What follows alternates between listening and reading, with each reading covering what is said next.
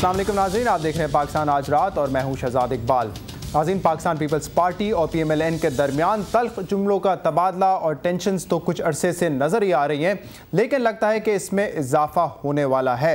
कल law ministry की जानिब से ये नोटिफिकेशन जारी किया गया कि former chief of Pakistan navy admiral retired फसी बुखारी को जो है नैब का चेयरमैन बनाया जाएगा। ये नोटिफिकेशन के बाद इसको रिजेक्ट किया पाकिस्तान मुस्लिम लीग नून ने और ये ख्याल का इजहार भी किया कि मुमकिन है कि हम अदालत का दरवाज़ा खटखटाएंगे और इस बात को मज़ीद आज चौधरी निसार साहब ने भी सेकंड कर दिया है।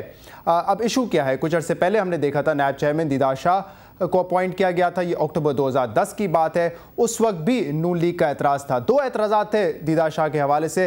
पहला एतराज़ ये था कि 2 मरतबा वो पाकिस्तान पीपल्स पार्टी के टिकट पर इलेक्शन जीत चुके हैं, और दूसरा एतराज़ ये था जो प्रोसेस है आइन में कंसल्टेशन का, मीनिंगफुल कंसल्टेशन का, उसको नहीं अडॉप्ट किया गया। इसके बाद कोर्ट का फैसला भी यही था कि मीनिंगफुल कंसल्टेशन होनी चाहिए, और अगर कहीं पर प्राइम मिनिस्टर और chief leader of the opposition के दरमियान फैसला नहीं हो सकता तो फिर वो केस रेफ़र किया जाएगा, वो नाम रेफ़र किया जाएगा to the chief justice of Pakistan.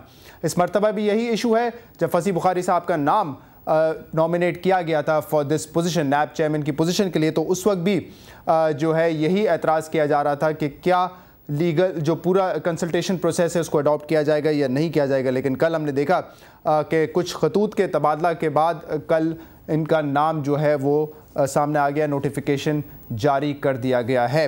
नाज़रीन, इसके अलावा हम देख रहे हैं कि अकाउंटेबिलिटी बिल 2009 और उसके बाद वो 2010 हो गया था, उस पर भी अब तक जो है इत्तेफाक राय दोनों जमातों के दरमियान नहीं हुआ है। तो एक तरफ तो हम देख रहे हैं कि नैब के चेयरमैन के इशू की वजह से ये इदारा जो है इनइफेक्टिव है काफ़ी अरसे से, और दूसरा जो अकाउंटेबिलिटी बिल लाने की बात की गई थी वो भी इन 3-3.5 सालों में सामने नहीं आया है। तो एक ऐसे मुल्क में जहाँ पर जमहूरियत अभी अभी आई है और जहाँ पर हम देख रहे हैं कि काफ़ी सारे करप्शन के केसेस सामने आए हैं मिनिस्टर्स के हवाले से और दूसरे इदारों के हवाले से, तो एक ऐसे मुल्क में बहुत ज़रूरी होता है जमहूरियत के इस्तेकाम के लिए कि कोई इंडिपेंडेंट अकाउंटेबिलिटी इदारा हो जिसका सरबराह वो हो जो तमाम लोगों को सेटिस्फाई कर सके और इंडिपेंडेंटली और न्यूट्रल तरीके से काम करे। लेकिन जो अपोजिशन है वो भी इसमें नाकाम रही है और पाकिस्तान पीपल्स पार्टी की हुकूमत भी इसमें नाकाम रही है।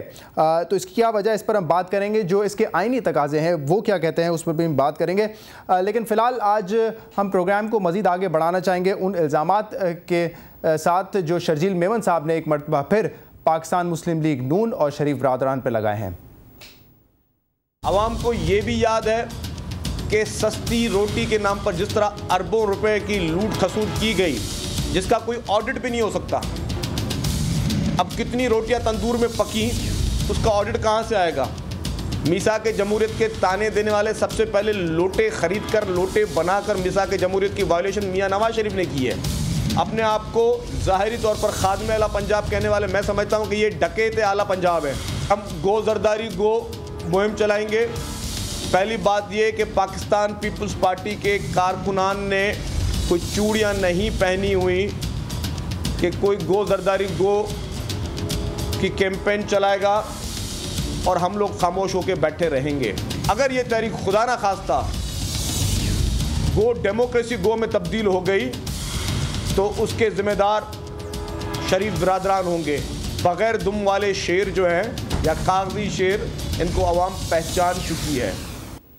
नाज़रीन, आप सुन रहे थे शर्जील मेमन साहब को। पाकिस्तान पीपल्स पार्टी से इनका ताल्लुक है, सिंध इंफॉर्मेशन मिनिस्टर। जब दीदार शाह साहब को हटाया गया था एज चेयरमैन ऑफ नैब, तो उस वक्त ताज हैदर साहब ने और शर्जील मेमन साहब ने जो है प्रोटेस्ट का ऐलान किया था सुप्रीम कोर्ट के इस फैसले के ख़िलाफ़, और बाद में कोर्ट ने जो है इनको बुलाया भी था कि वो आके क्लैरिफिकेशन दें कि उन्होंने एहतजाज इस फैसले पर क्यों किया है। शर्जील मेमन साहब कुछ ही देर में प्रोग्राम में हमें ज्वाइन करेंगे। नाज़रीन, इस इल्ज़ाम के बाद आज हमने देखा कुछ देर पहले पार्लियामेंट हाउस के बाहर Chaudhry Nisar Sahab, leader of the opposition, Pakistan Muslim League Noon के बड़े अहम रहनुमा, उन्होंने क्या कहा नैब चेयरमैन की तकर्री के हवाले से आपको सुनाते हैं। मैं हैरान हूँ कि जरदारी साहब इस मुल्क को किस तरफ ले जाना चाहते हैं। वो मीनिंगफुल कंसल्टेशन जो दर्ज है कानून में, उसका वो मतलब मुझे नहीं समझ आती कि वो कहाँ से ढूंढ लाए हैं कि जो उनका मनपसंद शख्स हो उसकी इतला लीडर ऑफ अपोजिशन दे दी, उसको इतला लीडर ऑफ द अपोजिशन को दे दी जाए और कहा जाए कि ये जो मीनिंगफुल कंसल्टेशन है इसके तमाम मराहल पूरे हो गए, ख़त मुझ तक पहुंचा ही नहीं है। रद्द अमल पे उसे इज़हार करना तो दूर वाली बात है, मुझ तक पहुंचा ही नहीं है। अखबारात में तशहीर हो गई। क्या आसिफ जरदारी साहब जो खुद सबसे बड़े अक्यूज्ड हैं नैब केसेस में, क्या वो कोई ऐसा बंदा लगाने के लिए तैयार होंगे जो उनके कारनामों पे हाथ डालेगा? हम नहीं चाहते कि रोज़ हम सुप्रीम कोर्ट को और आला अदालतों को इसमें मुलवस करें, मगर जब हुकूमत का इसमें एक खालसन मनफी रोल है तो हमें फिर अदालत का दरवाज़ा खटखटाना पड़ेगा।